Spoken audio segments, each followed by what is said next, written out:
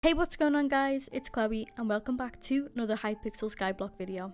If you're on Ironman or even just a normal profile and you're struggling to earn money, today I'm going to show you how easy it is to get yourself earning millions every single day. If you're new here and you're not yet subscribed, then hit that subscribe button, it's free and you can always unsub later. Also, if you want to pick up my Badline cape from the Badline store, it's a way of supporting me and it keeps the channel going. It's highly appreciated, and yeah, let's just get on with this video. As many of you know, I created an Ironman profile with some of my friends around a month ago now, and not once have we struggled with needing money, so this video is going to mainly be towards Ironman players. But if you are on a normal profile, these tips will also help you. But as you know, Ironman profiles cannot use Bazaar, Auction House, trade with players, or pick up items, so it is a lot harder to progress. But even without the luxury of being able to insta-buy things whenever you want, it's still really easy. Let's start with some of the reasons we may need money, even though we can't actually buy or trade. First reason we're going to need money is for items from the NPC. When you're starting out the game, there are a lot of items that you need to buy from the NPC. For example, the rookie hat, pickaxes, diamond armor, and other materials like gold, cobble, etc. to get yourself started. You're also going to need money to then go on and reforge some of your talismans that you get to get some extra damage. Once you've done all that, then you're going to need to start doing some slayers to unlock more talismans, and each slayer costs money to do that, and you don't always profit.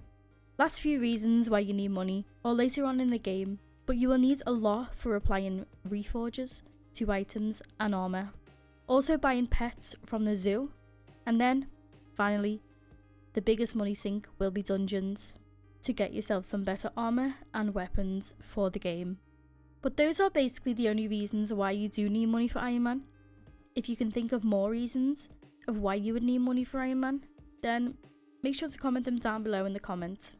Now that you've heard about the reasons we need money for Ironman, you might also be asking yourself, how do we gain it all if we can't sell items we get to the bazaar or the auction house? Well, I'm going to be going through the basics on how me and my friends make millions a day. Starting off with mayors. When we made the Ironman profile, it was not long until Jerry arrived. If you didn't know Jerry, he randomly spawned clones of himself for players while they're doing certain things like farming, killing mobs and other stuff. These Jerrys would drop Jerry boxes, and depending on the rarity of the Jerry that spawned, it would give you that rarity box. And the different boxes gave different rewards, with the green giving sort of the worst loot and then the legendary giving the best loot. The boxes were super handy during this Ironman, as the boxes would give a ton of money when opening them. Also, we had no choice to open them anyway because we couldn't sell them. The legendary boxes had a chance to give 500,000 coins, and this was a pretty common drop because every time we got one, we got coins, which was really easy money. So yeah, if you're looking into starting an Ironman profile, doing it when Jerry is mayor is the way to go. Next thing that was really handy starting out was shiny blocks in the end dimension. If you're in the end and you see particles coming out the floor or any blocks, they're called shiny blocks. And believe it or not, I played a whole year of Skyblock without even knowing they were a thing. Shiny blocks can drop many things like experience bottles, endstone, ender pearls, archery potions, mana potions, telekinesis books, runes, grand experience bottles, and most importantly, it can give money. It's usually only a little bit of money, but at the start of a profile, it all adds up. Next method we used was Goblins. When the mining update was released, there was an area that spawned mobs called Goblins, which if you kill them, they can actually give a chance to give money. And again, it's not really much, but early game, it was a lot. Alright, so the next method we use is actually probably the most difficult one, which is Spooky Festival. The Spooky Festival was really good for money, not because of the candy you get, but because of the finishing rewards. Once Spooky Festival is over, there's rewards that you get for the position you come, or the amount of candy you got. If you get 2,000 candy points, you will be rewarded 500,000 coins. But if you got 2,400 candy points, then you will be rewarded with 1 million coins and a skeleton horse pet, which you can sell to George in the hub for an extra 500k. If If you get less than that, you get less rewards, but it pretty much always comes with coins. This is actually really good for starting off a profile, especially when you're in a co-op. 3 of us got 2,000 points, with 500k each, totaling 1.5 million. One member actually managed to get 2,400 points with only mushroom armor and raider axe. But this was when there was a bug with Thunderlord, where you could one-hit spooky mobs, which was really helpful. So just alone, one member got 1.5 million. So in total, 3 million in 1 hour, which was actually on our very first day of Ironman. So yeah, lastly, the best method we use to get money. This is our main and best way to get money. It's obviously farming.